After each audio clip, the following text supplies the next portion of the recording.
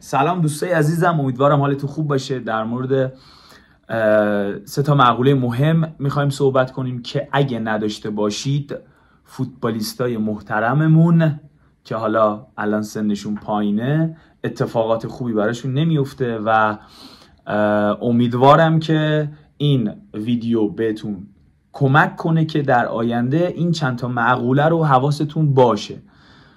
حالا اون 3 مقوله که خیلی مهمه چی هست؟ آقا لایک و سابسکرایب فراموشتون نشه. اول یه بک بزنیم. آقا این مقوله کامل برمیگرده به خود بازیکن، ایجنت و مربی و فلان اینا رو اصلا بذاریم بیرون، فقط به خود اون بازیکن نگاه کنیم. آقا بازیکنی که برنامه‌ریزی نداشته باشه قطعا از فوتبال دور میشه. حالا این مقوله چیه؟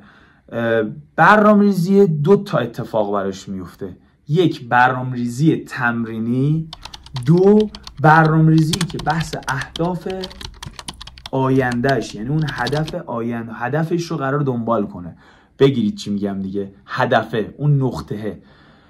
و عرضم به خدمت شما یه سری بازیکن‌ها برای نوع تمریناتشون، حالا طول فصل، حالا پیش فصل، خارج فصل، نمیدونم داخل فصل، هیچ برنامه‌ریزی ندارن و همیشه منتظرن که مربیان تیم‌ها براشون برنامه‌ریزی کنن. خودتون هم میدونید دیگه، توی کشوری که حضور داریم یه سری حالا ماها این شکلی نیستیم که همه برنامه‌ریزی‌ها رو مستقیم به طرف بدیم. دلیل داره. 1 بحث قراردادی این مربی‌ها هستش.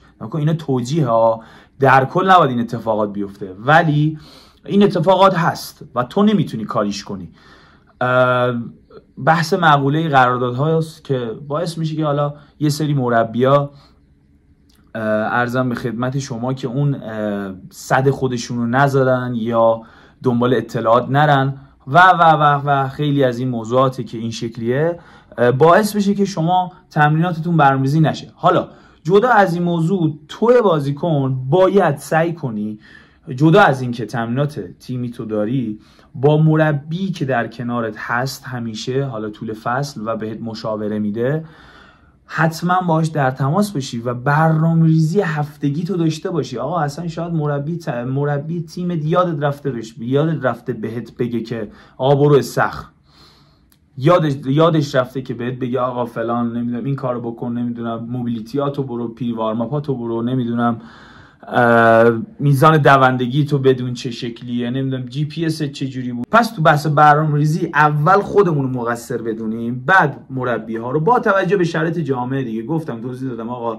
هزینه مربی‌ها و نمیدونم اقتصاد و نمیدونم روانی و ذهنی مربی‌ها، حالا همه این اتفاقات باعث میشه که شما در آینده اتفاق خوبی برات نیفته اگه خودت حواست نباشه. و نکته بعدی که من خیلی توی بازیکنان پایه میبینم، این بحث حاشیه داشتنشونه. خیلی مهمه. شاید کسی توی یوتیوب یا حالا اینستاگرام در مورد این موضوعات خیلی صحبت نکرده و بی پرده صحبت نکرده. ببین خب ما تو کشوری زندگی میکنیم که بحث سطح آگاهی ها به نظر من زیاد بالا نیست، با توجه حالا به شرایطی که داریم. به همین دلیل بازیکنامون یا حالا بچه‌هایی که حالا با ما در ارتباطن خیلی سریع به حاشیه کشیده میشن. یعنی چی؟ یعنی اینکه بازیکن هر موضوع کوچیک رو برای خودش بزرگ میکنه و از اون مقوله نمیتونه در بیاد. یعنی چی؟ یعنی بازیکن میاد چی میگن، یه بحث و دعوایی توی تیم به وجود میاد با مربی، با بازیکن، و خودشون نمیتونه هندل کنه. بحث روانشناسی و بحث تراپیش اونقدر قوی نیستش که بخواد خیلی از مشکلاتش رو بخواد حل کنه و این میشه داخل تیمیش و بیرون زمین فوتبالش که بلد نیست ارتباط گرفتن با عرضم به خدمت شما خانواده، پدر، مادر، و کاملا با این آشناییت نداره و این اذیت میکنه شما رو در آینده و شما رو باعث میشه از فوتبال باز دور بشید. و نکته بعدی که بحث ارتباط با جنس مخالفه، خب ما نمیگیم این اتفاق نیفته، خب من خودم به خودی خود نمیگم که آقا این اتفاق نیفته، ولی قبلش میگم آقا اون بازیکن از نظر ذهنی، از نظر شخصیتی، از نظر تفکرات، از نظر اهداف باید بدونه که چرا داخل این موضوع داره میره، چون جنس مخالف بازیکنایی که من دارم میبینم و حالا توی مسیر خوبی نمیبره. چرا؟ چون خود اون بازیکن از نظر شخصیتی اینقدر رشد نکرده که بتونه خیلی موضوعات رو هندل کنه. پس یکی از دلایلی که ما به سمت فوتبال نمیتونیم بریم این بحث جنس مخالفه که تعریف نشده واسمون، نه توی مدرسه، نه تو دانشگاه، نه نوع ارتباط گیری. پس اگه میخوای به فوتبال نزدیک بشی سعی کن که اگه ارتباطی هم داری با تمام آگاهی و اینجور موضوعات بری جلو.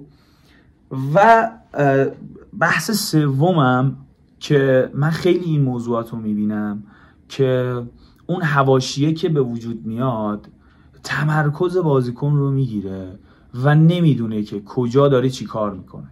این خیلی مسئله مهمیه که بازیکنمون توی شرایطایی که به وجود میاد واقعا نمیدونه که چه اتفاقی قرار بیفته، میزنه شبشو دیر میخوابه، عرضم به خدمت شما صبح دیر بیدار میشه، عرضم به خدمت شما سر تمرین میخواد بیاد میبینید آقا دیر داره میاد، نوع تمریناتی که دارن بهشون میدن رو از نظر ذهنی کاملا آماده نیست که بخواد اجرا کنه. میای تمرین به بازیکن میدی، میری سر مسابقه میبینی آقا این بازیکن همه چی یادش رفته.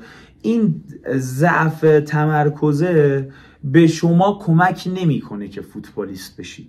ببین 3 مقوله در موردش صحبت کردیم که بخوایم هر چقدر بریم جلوتر اینا باز برمیگرده به خود بازیکن و من اینا رو خیلی دیدم. یعنی این به نظر من توی فوتبال ما درده که این 3 مقوله رو بلد نیستیم هندلش کنیم و من سعی میکنم توی این کانالی که حالا داریم تمام این نکات رو دوستانه به هم دیگه بگیم و هر چی که دوست داری که بدونی رو حتما با من در ارتباط بشو. هر چی که بلد باشم و بهت میگم، هر چی هم بلد نباشم میگم من بلد نیستم. یا علی مدد.